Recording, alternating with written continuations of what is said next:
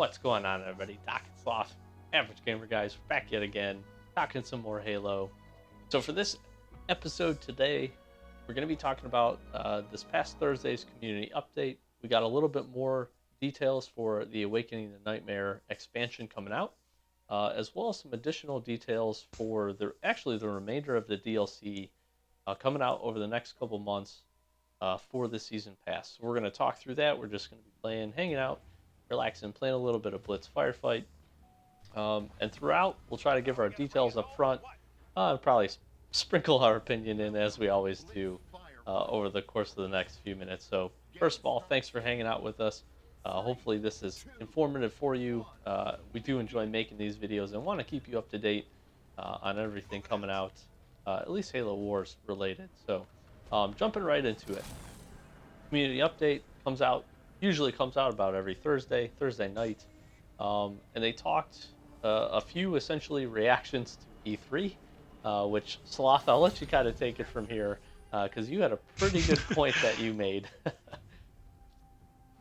Yeah, when we did our initial knee-jerk reaction to the announcement of Awakening the Nightmare, it just felt like to me, and I said at the time, you know what, they weren't allowed to announce Halo 6 or do anything about Halo 6, so they jumped the gun and just gave us something, even though it was something that probably wasn't great timing.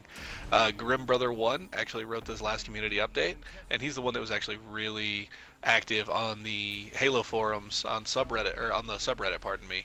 He was really active that day that everybody was freaking out and all of that, and it turns out he said, yeah, our bad. It's an issue of timing, and we understand that, and we're really sorry about that. So that's actually really cool. I'm glad I was correct, because the other options are that 343 is a greedy, evil company. That, obviously we don't think is true, but, that's going to be kind of a prevailing opinion a lot of times, anytime 343 touches anything. So glad we kind of were able to clear that up, and I'm usually not right. So being right every now and then is actually really nice. So it's a strange feeling that I'm getting used to. It's those rare opportunities. Got to capitalize. No, so yeah. Yeah, go ahead. My bad. No, sorry. I was just gonna say it was nice to see all that, and then we got a little bit of mention of also everything else that's coming out. Basically a schedule, if you will, for the remaining DLCs, which I think you were actually correct about, Doc. Yeah, so we got a small tidbit, I guess, of additional information. We hopefully this week we'll be having another video talking about the next two DLC leaders, which we do know coming out, Jerome and the Arbiter, still scheduled currently as it stands for the month of June. And they said that as of Thursday, they'd be talking some more details very shortly. So hopefully we'll see some early this week and maybe potentially see them by the end of the week, although I'm not holding my breath. As we know, especially with these last couple updates, they're not going to release this thing until it's 100% ready to go, which is a smart decision for them. Try to avoid a little bit more of the debacle that has been some of the release. So with that, so we're going to see these next two, and then over the course of the next 2 months, we're going to get, so into July, we're going to get a UNSC leader. We're also going to get the two remaining campaign missions that they've been talking about, which they spilled a few additional details on. It's going to be following a group of ODSTs, Operation Spearbreaker. So they're going to be going through, and we're going to see those. So super excited for that. I think that's one thing that people have been really craving for, and I think what caused a little bit of the confusion actually with the Awakening the Nightmare expansion. And speaking of which, we got some additional details for that. So I think originally we had talked about it potentially, and I think there was a lot of the community thought it was simply going to be 2 additional missions, which is confusing when you say, oh, we have a whole new campaign, and then you only bring in 2 additional missions. Not the case. We're actually going to be getting 5 missions with that Awakening the Nightmare expansion, which is really neat, actually. That definitely fleshes some things out. That definitely makes the price tag a lot more bearable, especially compared to at least what I thought was the 2 missions. So that's pretty cool that we'll be seeing that. As we know, we're also going to be getting 2 additional DLC leaders with that expansion, which are going to be, they kind of tease that at being brute related. And then also with that, they're going to be introducing some more multiplayer maps. Those will be free for everyone, whether you buy the expansion or not. So all in all, some pretty good stuff for that price tag. The other additional detail that they cleared up, which they talked about, and I think was relatively clear if you made some kind of inferences from the update, but none of that stuff is actually going to be coming out. At least the Waking the Nightmare expansion will not be coming out until all of the season pass DLC has been released, which is something that I think caused a lot of the heartache and a lot of the confusion, but is cleared up and has been made, you know, clear across the board. That way, people, I think, can get a full understanding of what to expect when that expansion drops.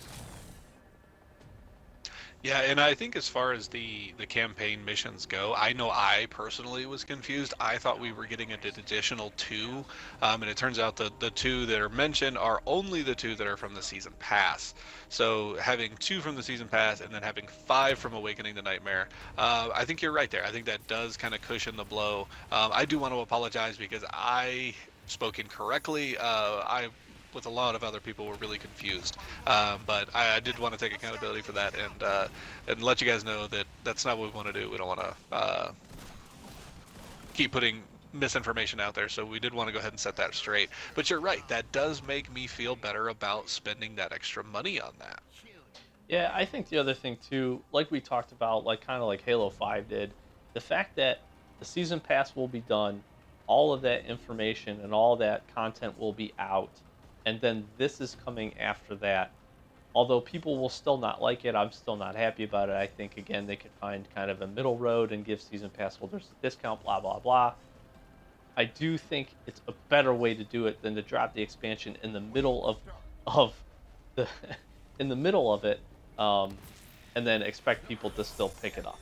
So I think that kind of helps kind of make that a little bit better. Kind of makes me feel a little bit better about the expansion and the timing for it. And then, as we talked about, having 5 additional missions, that is quite a bit. If it would have just been the 2, I think I would have been pretty disappointed. We are actually, I feel like in 5 missions, you can get kind of a pretty good mini campaign. So I'll be happy with that. I think that's going to be good. I think a lot of people are going to pick it up. And honestly, I'm going to pick it up more for the campaign missions now.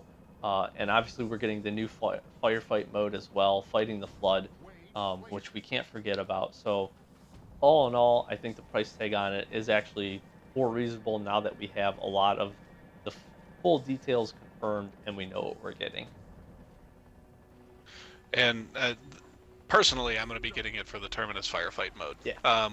Speaking of that, another thing I did want to apologize. We were not able to bring you guys any of the gameplay from that was shown at E3. It was really unfortunate, but short of stealing someone else's video, stealing their release, we just didn't have anything to show, and that's not what we're about. So we just decided to kind of leave it be, just because we weren't readily available at the time, and we just didn't have a good way of sourcing that information and doing so ethically. So it is what it is. That kind of sucks, but I mean, I'd rather have it wrong or have it not have it at all than to do it wrong, I should say. Right.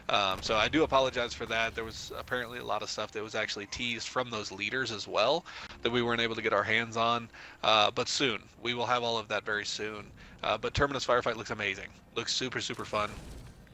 Having 3 people in there, in the flood, especially the mini flood spores, they're everywhere, and it's terrifying. It's absolutely terrifying, and I'm so excited to be a part of it. So we'll be bringing that stuff just as soon as we can. I promise you that. Absolutely. It looks good. So that's basically the details. That's what we got. Again, hopefully we'll be getting some more details soon. We got next month coming up the UNSC leader with the 2 missions, 2 campaign missions, and then the final one in August will be the final leader, which will be banished.